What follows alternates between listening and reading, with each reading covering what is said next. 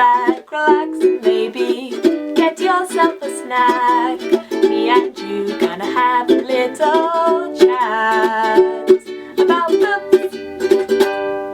Hey guys, I'm here today to review the final finalist for SPFBO, and I'm very excited. The book I'm going to be talking about today is Blood of Heirs, and let's just dive straight in. This book for me is kind of ticking a lot of boxes right from the very start of reading it.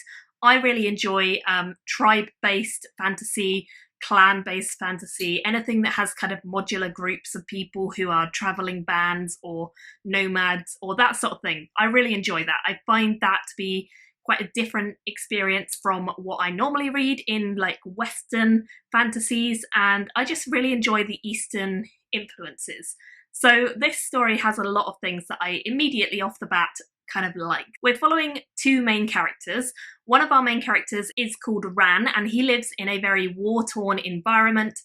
His father is a leader in the world who is trying to just defend their hometown against invaders. They are at war with a neighbouring kind of city, and he is very much at the crux of becoming a leader. He's kind of learning from his father about warfare and about when to retreat and when to fight on, that sort of stuff. He's got a good bond with his father, but he's trying very hard to impress his father as well. He's kind of at that age where he wants to impress him, but he doesn't quite know how, and he's just doing his best to muddle on through. His particular storyline is filled very much with magic, so much so that he does not expect it to be. He kind of stumbles into the world of magic. He's not someone who's well versed in it. He's not someone who really knows anything about it, considering he is the son of a leader. He's not very well informed about magic in general, and I think that's kind of part of his charm. He's discovering things about himself as the story goes on a lot.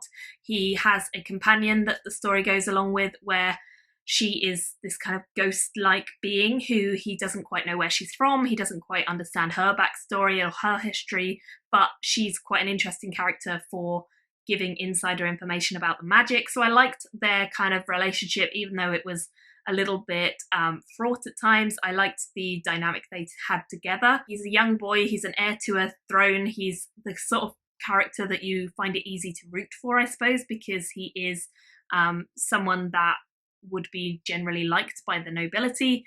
And yeah, I think he's a character I got behind pretty quick whilst I was reading this. The other character we have is a young woman who is called Lidan. She is kind of also an heir, I suppose. Blood of Heirs is the title of the book, and it makes a lot of sense because they are both kind of heirs to their own kingdoms, their own clans, that sort of thing. And she is, at the time when we meet her, having a bit of a hard time kind of with her storyline. She is the daughter of her father very much, and she aspires to be like him, but he and her mother are constantly fighting one another. There's a definite power struggle between the two of them.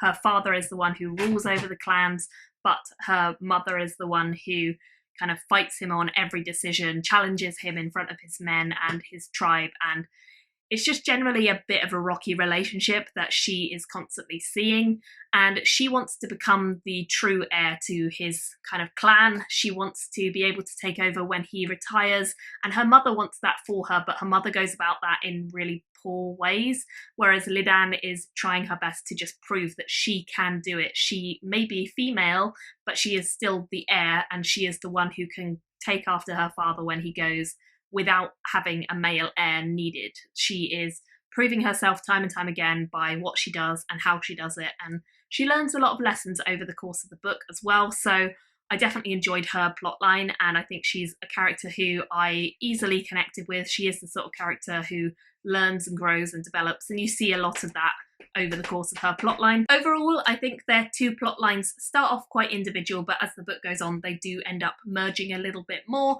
and I like the fact that we have this overarching threat for both of their storylines. One of them is very much war-focused, the other is very much clan-focused, but both of these societies, which are very different, are threatened by something new, which is a problem which is coming along into this world.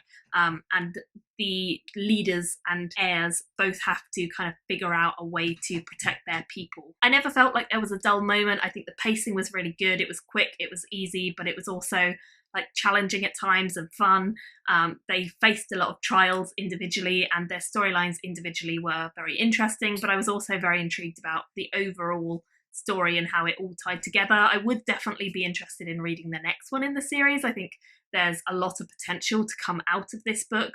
We're left on not so much of a cliffhanger with one of the stories, but definitely a bit of a cliffhanger with the other plotline. So I really want to know kind of where it's going to go and what is going to happen next. The magic of this world comes in the form of beasts and creatures and curses and hexes.